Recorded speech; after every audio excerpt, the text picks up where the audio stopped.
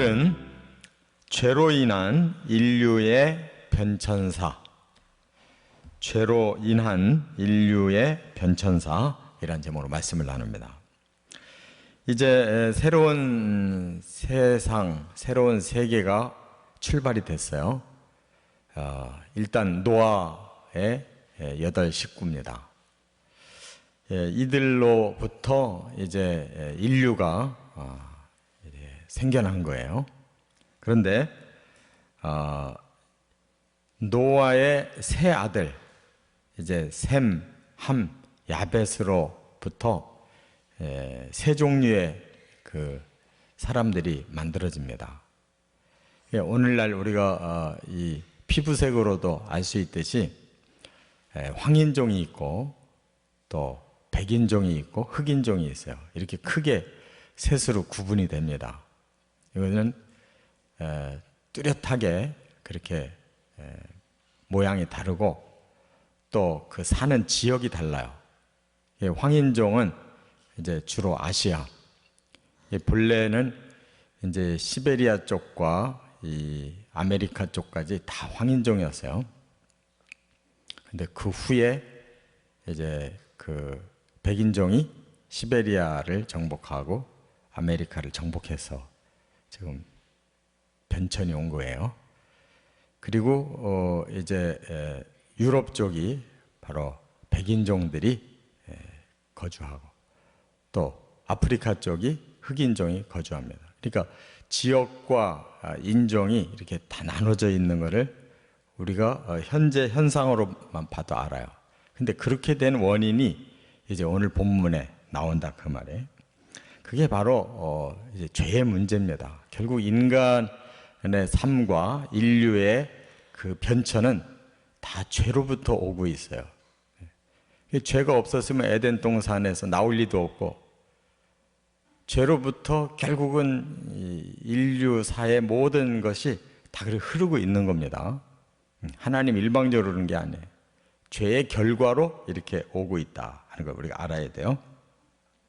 그래서 이제 선한 자는 복을 받고 악한 자는 자꾸 저주를 받는 그런 현상이 이렇게 차이가 나는 겁니다. 그것을 이제 오늘 본문에서 우리가 세 가지 원인을 찾을 수가 있어요. 첫째, 20절과 21절에 보면 노아의 술 취함에서부터 이제 이 문제가 발생하는 겁니다. 노아가 이제 포도 농사를 져가지고 포도주를 즐긴 것 같아요. 그러다가 술이 취했다고 그랬는데 사람이 알코올에 지배를 당하면 이성을 잃어버립니다. 그래서 벌거벗고 자고 있었던 거예요.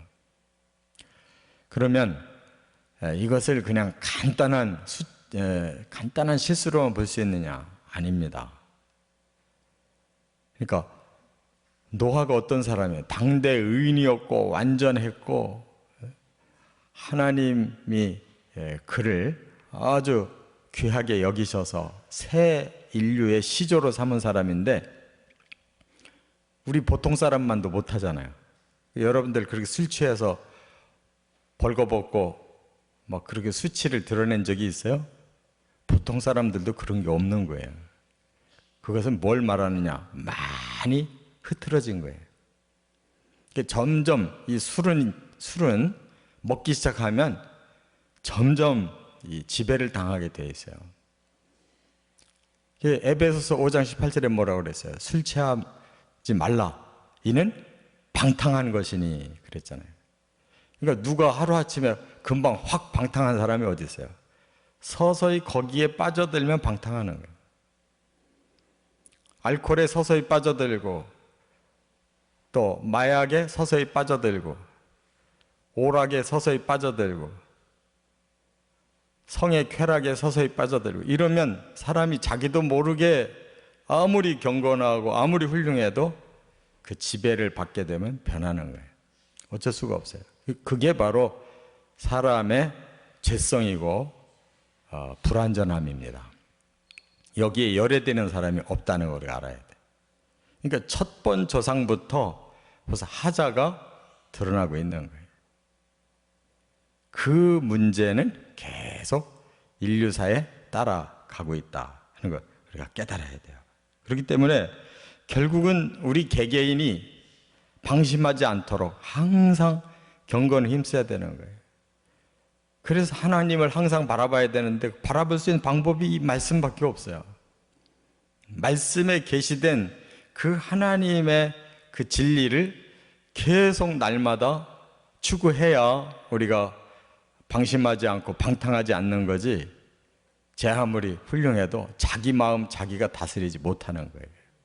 진리 없이는 안 되는 거예요. 그리고 항상 기도로 하나님의 영과 교통을 해야 돼요. 하나님과 교제해야지 세상과 자꾸 교제하면 아무리 훌륭한 사람도 세상 것에 빠지게 돼 있어요. 깨달아야 될 줄 믿습니다. 그래서 아담도 처음부터 하나님께로부터 계시 받았잖아요. 생명과 먹고 선악과 먹지 마라. 자기가 직접 들었는데도 자기가 가르쳐준 하와의 말을 거꾸로 듣고 그 속에서 사탄에게 속은 것도 모르고 이렇게 죄졌잖아요. 노아도 그랬고, 또 그 다음에 아브라함도 어때요?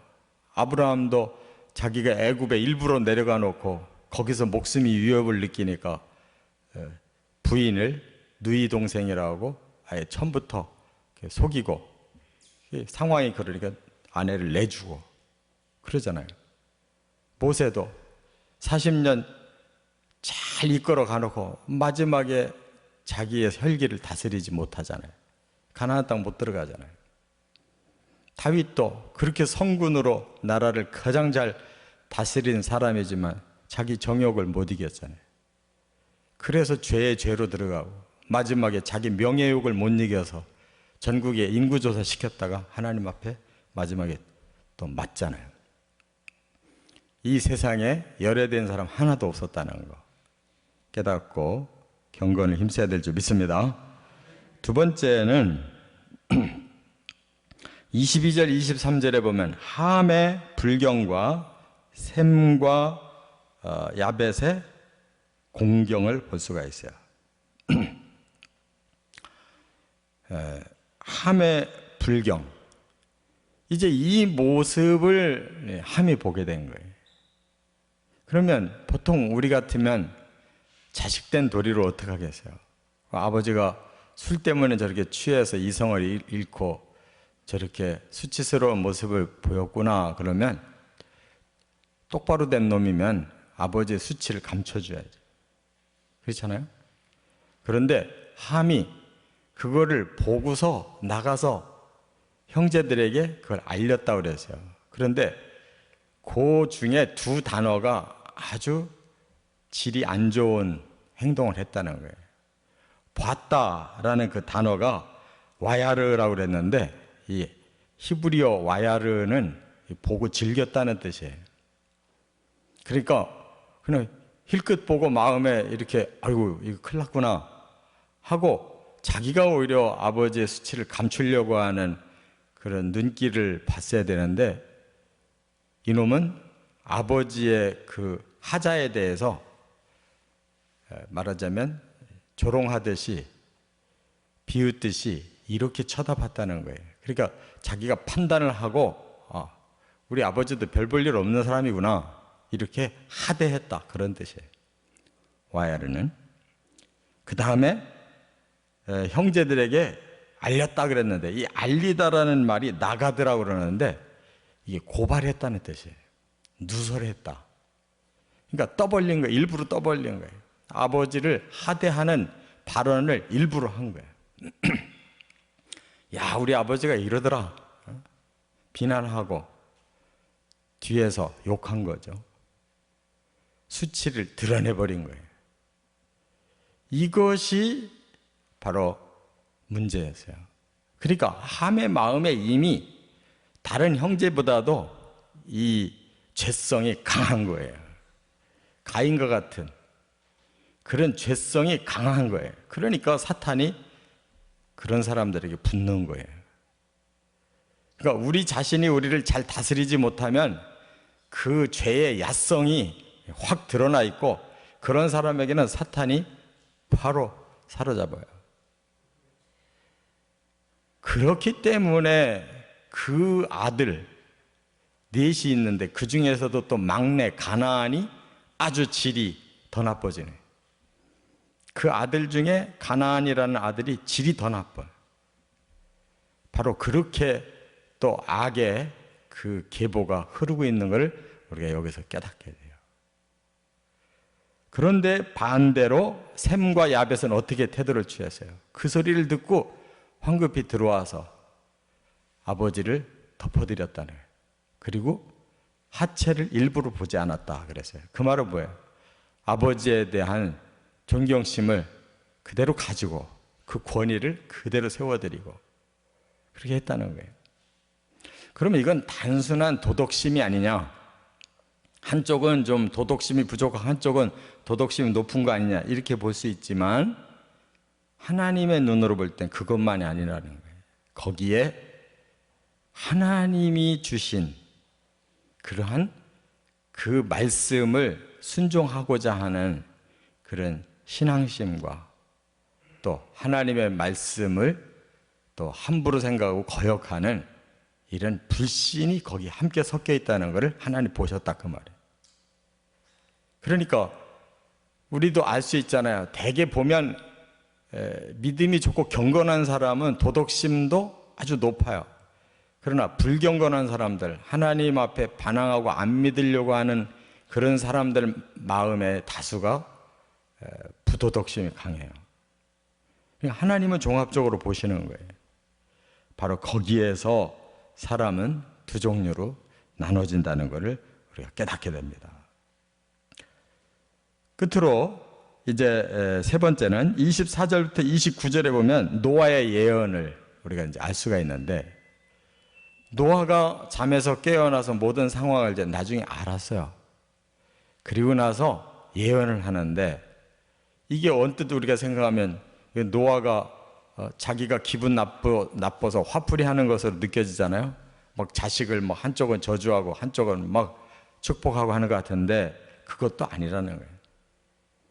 왜냐하면 아무리 노아가 자기가 이렇게 수치스러운 일을 해서 자식한테 봉변당했다고 그렇게 하나님이 하시는 그런 일을 자기가 대신할 수는 없는 거잖아요. 그 미래가 펼쳐질 일을 자기가 막 저주하고 한쪽은 막 축복하고 그럴 수 없는 거잖아요. 그렇게 믿음이 없는 사람은 아니잖아요. 바로 하나님께서 이제 인류가 어떻게 퍼져나갈 것인가를 그 첫 조상에게 계시하신 거죠. 그래서 노아가 함에 대해서 뭐라고 예언을 하느냐? 함을 포함한 함의 자식 중에 가나안을 저주해요. 근데 이 가나안이 누구냐 하면 바로 나중에 이스라엘이 정복한 그 땅의 주인들이었어요. 지금 이스라엘 땅 그쪽으로 가나안족이 뻗어나갔는데 미래에 대한 예언이기 때문에 앞으로 이 함의 후손들이 어떻게 저주를 받을 건가 하는 걸 대표적으로 가나안의 이름을 들어서 말씀하고 있는 거예요. 그렇기 때문에 바로 함의 이 죄와 그 함의 그 저주가 그 후손들로 가고 있다는 거. 아담의 죄와 저주가 우리 모든 인류에게 내려온 것처럼 함의 그 죄와 그 저주가 함의 후손들에게 내려가고 있다는 거. 그 중에 대표적으로 바로 가나안으로 내려간 거예요. 그래서 오늘날도 보세요. 누구 인종을 우리가 차별하려고 하는 게 아니라 현상이 그렇잖아요. 세계에서 가장 힘들게 살고 있는 그런 인종이 누구예요? 바로 아프리카 땅이잖아요. 그러니까 그것은 바로 조상들의 업보예요. 또 여기에서 셈과 또 야벳을 축복하시는데 셈을 뭐라고 축복하시냐? 여기 보니까 셈의 하나님 여호와를 찬양하리로다 그랬어요.